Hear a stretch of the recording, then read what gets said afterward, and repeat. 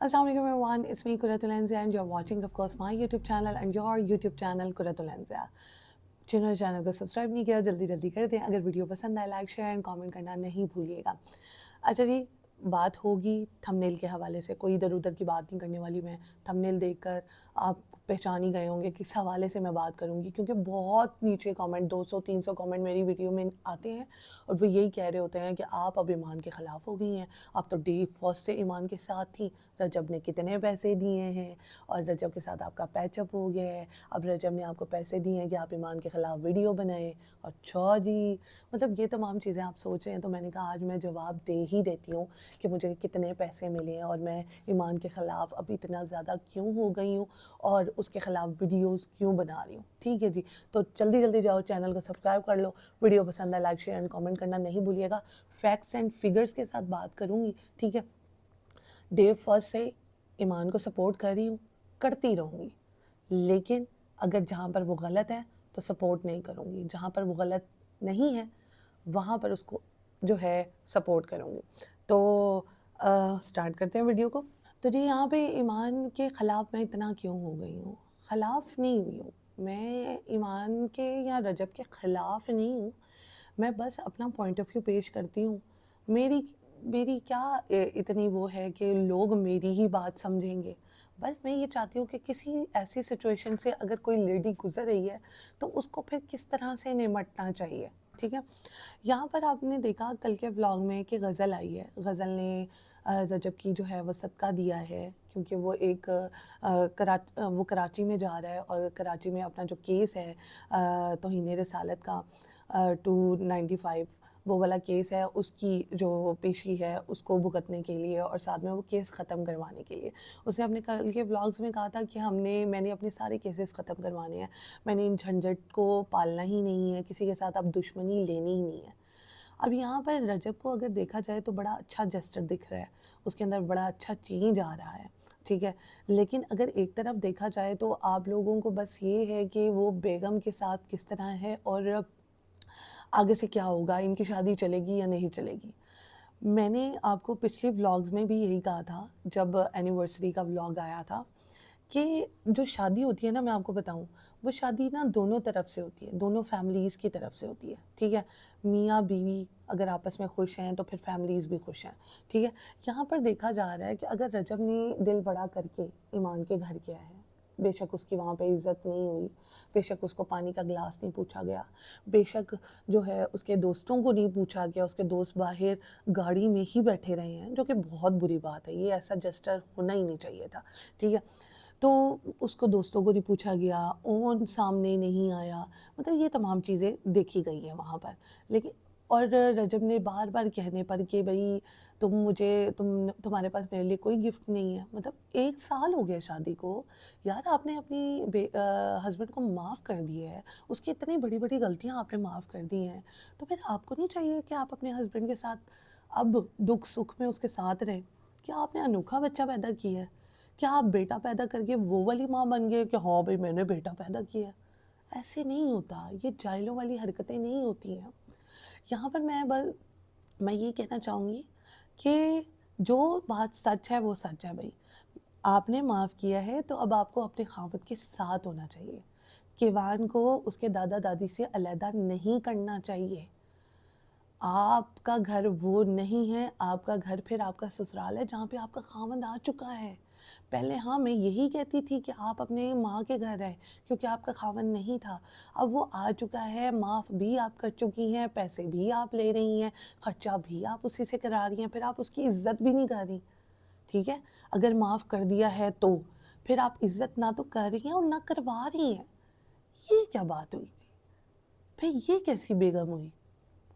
जो आपने मुझे नीचे कमेंट्स में बहुत सारे लोगों ने कहा कि रजब जो है वो ईमान के साथ सिंसियर नहीं है। आई नो, वो डे फर्स्ट से उसके साथ जो है वो सिंसियर नहीं था, ऑफ कोर्स उसका किसी और लड़की के साथ रिलेशन था। लेकिन अगर वो रिलेशन ख़त्म हो गया है, ईमान ने माफ़ कर दिया है, ठीक है? تو ایمان کوئی اتنی بڑی تو نہیں ہے کہ ڈیلی اس کو وہاں سے منا کے لایا جائے، اس کے اوپر پھولوں کی پتیاں پھینکی جائیں، دوبارہ اس کو پروٹوکول والا جسٹر دیا جائے، ٹھیک ہے، پھر اب کیوان کے لیے دادا دادی کو تڑپایا جائے. تو یہ والی چیزیں نہیں اچھی ہیں، بالکل نہیں اچھی ہیں. بچے کا کیا قصور ہے؟ میری جس مرضی کے ساتھ لڑائی ہو، میں کبھی اپنی بیٹی کو حرین کو یہ نہیں کہوں کہ یار اس سے نہیں ملنا، یا یہ تمہاری ماما کو صحیح نہیں بلاتا، اس کے ساتھ نہیں بات کرنی. کیوں بھائی؟ بچوں کے اندر اتنی نفرت کیوں ڈالنی ہے ہم نے؟ تو یہاں پر میں یہی کہنا چاہوں گی کہ اب ایمان اچھا نہیں کر رہی. اب ایمان جو ہے نا وہ بہت غلط کر رہی ہے، دادا دادی کے ساتھ بھی ایمان بہت غلط کر رہی ہے، رجب کے ساتھ بھی. تم نے اگر معاف کر دیا ہے تو پھر تم ان کا ساتھ دو. بھائی تمہیں پتا تھا وہ بلاگر ہے، ٹھیک ہے، اب آپ اس کا ساتھ دیں، دل بڑا کریں اپنا.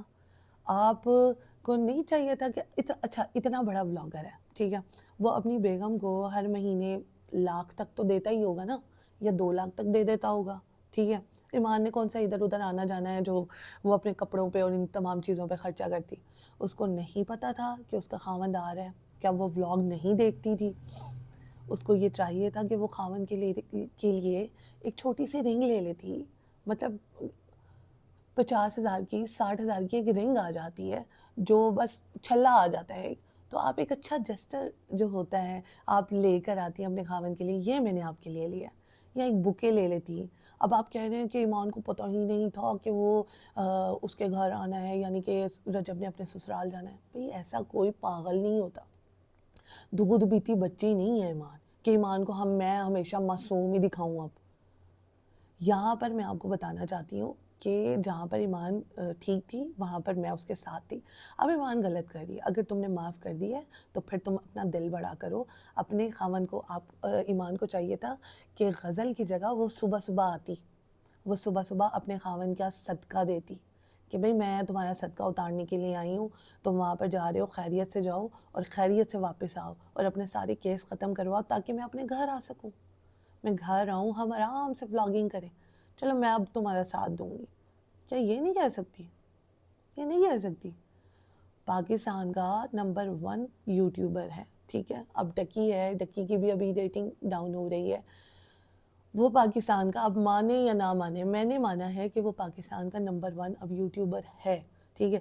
وہ اپنا دل بڑا کر کے تمام چیزیں ختم کر رہا ہے، وہ اپنا دل بڑا کر کے تمام چیزوں کو ختم کر رہا ہے، اپنے کیسز ختم کر رہا ہے، اپنے سارے مسئلے مسائل ختم کر رہا ہے. بڑا اچھا جسٹر دیا اس نے، نتیم کو اپریشیٹ کیا، غزل کو اپریشیٹ کیا، اپنے جواد جو بہنوئی ہے اس کو اپریشیٹ کیا کہ بھئی میرے برے وقت میں آپ نے ساتھ دیا ہے.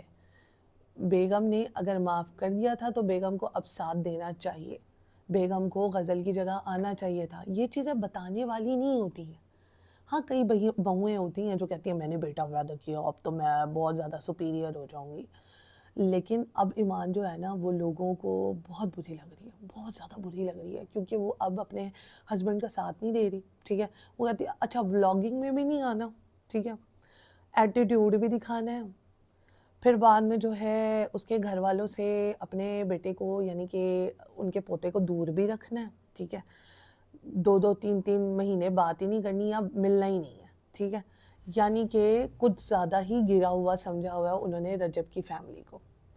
اب اگر غلطی ہو گئی، معاف کر دیا، تم نے بھی معاف کر دیا، انہوں نے بھی معاف کر دیا، تو پھر تمہیں اب اپنے سسرال آنا چاہیے.